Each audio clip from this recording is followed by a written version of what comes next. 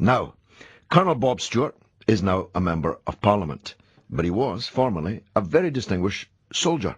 And indeed, he was a distinguished commentator on military matters here on TalkSport on my shows over the years. So for all these reasons, I welcome him to the show tonight. Colonel Bob, thanks very much for joining us. Hello, George. Now, I heard you speak in the House today. Maybe we should reprise what you said there before going further. What was the point you were making? My point was that when I was in the Balkans in 92, 93, I watched with impotent rage what was happening to the people of Sarajevo and others, when I fundamentally watched people with weapons, and heavy weapons at that, pummeling a civilian population to bits. The mission I had used in Bosnia was to save people's lives.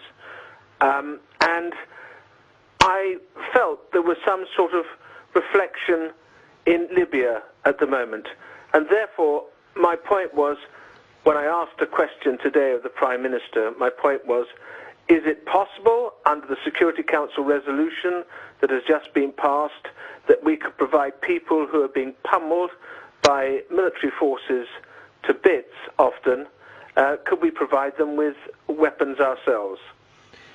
Of course, the Security Council resolution forbids the provision of weapons. Were you disappointed in that regard then? Well, no, it wasn't. In fact, I have been checking on this today. The truth is, you're right. And I was rather hoping that the Security Council resolution would take precedence over a previous arms embargo on the whole of Libya, so that actually people in places like Benghazi or Abjabaya or Misrati might rapidly be given the means to defend themselves. And apparently it's much more complicated than my rather simplistic view was. Well, one of the reasons why I was to a large extent with you, though not wholly, on the Bosnian question, was because non-intervention in some of these conflicts is meaningless when one side has all the weaponry and the other side has not. It was true in Spain in 1936.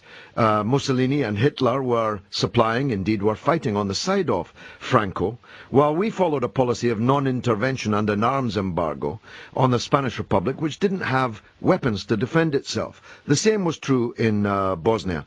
And I've been in favour, indeed argued in an argument with one of your colleagues, Tory MP, in The Guardian last Saturday, that we should actually have open borders in Egypt and Tunisia, and volunteers should flood in with what weapons they could carry to strengthen the revolutionaries in Libya.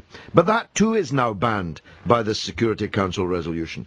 All that's permitted by the Security Council resolution is our soldiers to intervene, or our airmen and sailors, I should say, because it rules out troops on the ground. With all that in mind, don't you think it would have been better trying to get arms to the Libyans themselves first, before placing our own children and our own taxes in harm's way? Well, the first part I agree with. I would like to see the revolutionaries, or the freedom fighters, whatever you want to call them. I don't call them rebels, because this is not a civil war. It's a government against the people. I think that's right. I don't have a problem with that. With regard to placing our own sons and daughters into harm's way, I'm hoping that will not happen. For example, just by saying that the no-fly zone was in place, we have actually in some way changed the behaviour of Gaddafi. He says there's going to be a ceasefire. There's not much evidence of it yet, and I personally think that a no-fly zone is a relatively easy and pain-free, I put that in inverted commas, George, pain-free way of trying to control Gaddafi without committing troops on the ground. What do you think of Gaddafi's acceptance of the resolution and declaration of a ceasefire? George, I never trust any of these guys till I see evidence of it happening on the ground.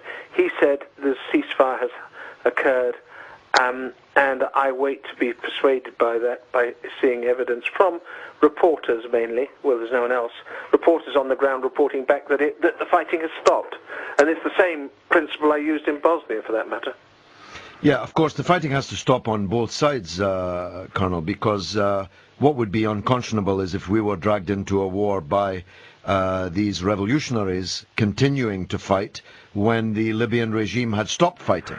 Well, yeah, I mean, personally, I'm up to see Mr. Gaddafi go, because I think he's been wretched for his people. And, I agree with that, and the difference between me and the government is I've always believed that, not just in the last few weeks. Well, I have to say I'm with you on that too. I've felt the man. I go all the way back as you do, and you will remember things like arming of the Provisional IRA coming directly from Libya. You will also remember the Lockerbie disaster, which was inspired or at least controlled from well, I think he's guilty of many crimes. I happen not to think he's guilty of that one, but leave that aside, Bob, because I've only got a few seconds. Let me just make this point to you. It would be, however much we want to see a regime change in Libya, it would be illegal under British law for us to use military force to bring about regime change. I'm not quite sure of that, but I personally think you're probably right. I think it's the decision must be made by the Libyan people, and that's what I hope will happen. And I mean, one of the key things about all these events, George, is that you notice that people eventually have enough of these tyrants. Yes. And there's that stage reached where suddenly the people say, that's it, we can take no more. Yes. And once you rouse people to that kind of passion, they're unstoppable. And I'm just hoping we've reached that stage in Libya. Colonel Bob Stewart, Member of Parliament, thank you very much indeed for starting this debate, but not finishing it. Where do you stand on the no-fly zone and the UN Security Council resolution and Libya's apparent acceptance of the resolution and its ceasefire? And are you prepared to spend your money and the blood of your children in Libya?